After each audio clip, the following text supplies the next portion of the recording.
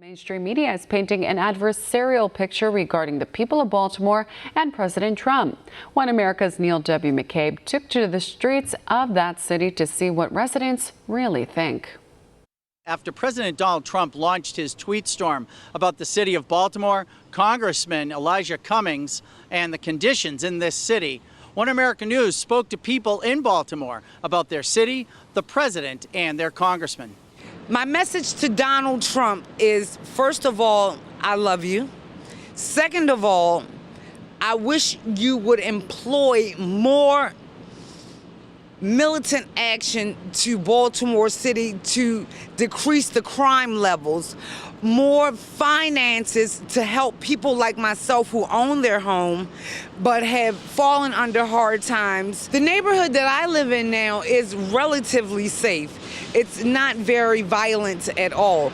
But just 7 blocks away, there's a massive murder rate. And the neighborhood is indicted because the murder rate is so high. Baltimore is no more dangerous than Boston or Washington, D.C., close to the White House. You want to talk about crime, talk about the crime near the White House. Baltimore is what you make it. There's crime here like anywhere else. You know, he want to talk about stopping the crime. You need to give the police more opportunities. You need to give the mayor and them more money. Government can come in and do things. There's a lot of programs that's been cut out. Police do engage. They're not pulling back, but you got 2,000 police short in Baltimore City.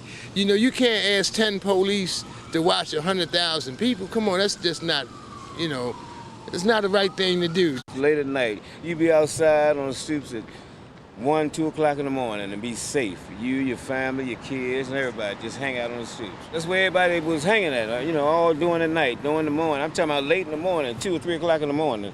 You never had a problem here in Baltimore. I mean, this was a sweet, charming city. That's why they call it the Charm City, because everybody was nice and loving with each other. I don't know what happened now. Something just blinked. Somebody blinked, and it was a new picture. You know, now everybody lost their mind. The spirit of Baltimore is very depressing. Very depressing, very downing, not a good vibe. Was it always that way? When I was younger, the violence, you know, wasn't as bad, but over the years it has become worse.